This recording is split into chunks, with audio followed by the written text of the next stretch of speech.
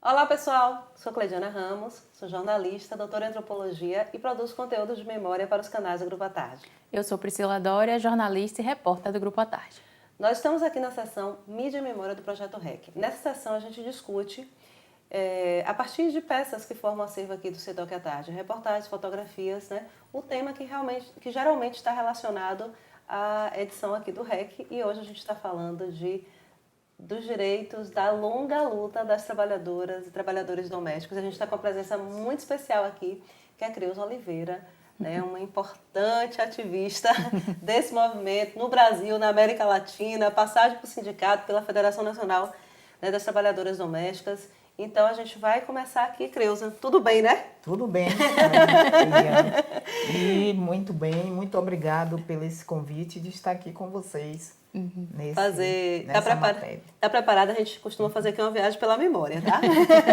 Então a gente tem aqui uma reportagem que saiu na seção de economia, Isso é muito interessante, ver o trabalho doméstico chegar a às editorias, digamos assim, chaves, consideradas de elite. E a gente teve essa chamada. A formalização do setor doméstico caiu 12,47% na Bahia. Foi de 3 de agosto de 2000.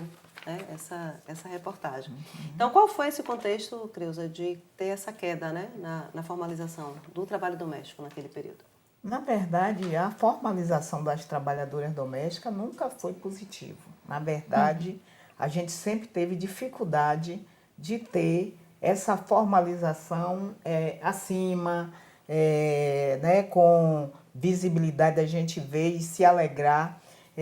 Ainda hoje isso acontece. E em 2000, com certeza, a gente ainda não tinha PEC, ainda não tinha um processo de fiscalização, que hoje já acontece quando é feita a denúncia, Então, é muito comum isso, porque apesar do direito da carteira assinada ter 50 anos de direito da carteira assinada, porque o primeiro direito foi em 72, 72 passou a valer em 73, que foi o direito da carteira assinada, 20 dias de férias e contribuição da Previdência, Então, nunca foi assim esse respeito a esse direito, nunca houve, E você falou da PEC, a próxima matéria que a gente vai trazer aqui, essa é de 2016.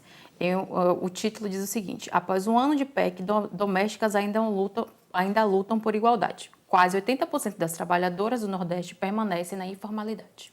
Aí você vê, 2000 fala da informalidade e 2016, Ainda. 16 anos depois, continua se falando da informalidade. E se vai ver agora, continua falando da informalidade, que ainda bate recorde em todas as categorias, são as trabalhadoras domésticas. Apesar de dizer que a trabalhadora doméstica é informal, mas não, ela tem direito à formalidade desde 73. Porém, ainda não se respeita esse direito, porque não existe uma fiscalização ferrenha com multas para quem não cumpre a lei, não respeita a lei, Sim. Mas a gente faz esse trabalho. O sindicato vai fazer 34 anos este ano e a gente vem nessa luta pelos direitos da categoria, o Sindicato da Bahia. Mas a luta das domésticas no Brasil tem mais de 80 anos. Começou na década de 30, com Dona Laudelina de Campos Melo, que foi uma mulher que estava à frente do seu tempo. Criou a primeira associação de doméstica do Brasil em 1936. Imagina, Praticamente com a luta pelo voto, a luta sufragista, E aqui, Creuza, a gente tem isso aqui ainda é naquele estilo da foto, que chegava via telex e tal, e aqui. Não, é uma foto normal mesmo, mas a gente tem aqui, ó. Domésticas recebem suas carteiras profissionais no Ministério do Trabalho. Feliz com a obrigatoriedade do registro que lhes garante aposentadoria e férias. O que você estava falando. Essa foto aqui é de 73. 73. É Quer o dizer, ano. a lei foi aprovada em 72, passando a valer em 73. E imagine, se hoje não está se cumprindo esse direito, imagine em 73, naquela época, né? Que foi um absurdo. Sempre quando a gente conquista um direito, os empregadores e empregadoras acham um absurdo doméstica ter direito. E a gente sabe como foi difícil na luta na Constituição Federal. Primeiro, em 72, quando a gente conquistou esse direito, a organização das domésticas não era assim tão, não tinha a visibilidade que tem hoje e foi muito difícil. Depois, em 88, na Constituição de 88, que a gente teve uma batalha ferrenha no Congresso e depois agora em 2013, né? Pois é. E agora a gente vai aqui para uma fotografia que eu acho que você sabe quem é que está nessa foto. Aqui foi no dia da empregada doméstica e uma pessoa muito conhecida aqui nessa foto, em 98. Pergunta para ela se ela conhece a pessoa da foto. Você conhece, sabe quem é essa pessoa? Claro, conheço. Já mudou bastante, né? Tava aqui, tava mais novinha. Cabelo diferente, né? Mas com certeza essa sou eu, né? Nessa luta de... eu tenho quase 40 anos na luta. Comecei na década de 80. Comecei a participar em 84. Em 85 eu participei do primeiro movimento. Eu estava participando pela primeira vez de um movimento nacional da categoria, que foi o 5º Congresso Nacional de Trabalhadoras Domésticas em Pernambuco, né, Recife. Então, para mim, ali foi muito importante esse marco histórico, né? E daí em diante, só luta. E aqui, ó, mais um registro, Creuza, muito interessante, é de 31 de maio de 1978. As empregadas domésticas querem uma regulamentação mais profunda da profissão. E, além de férias, direito ao FGTS, né?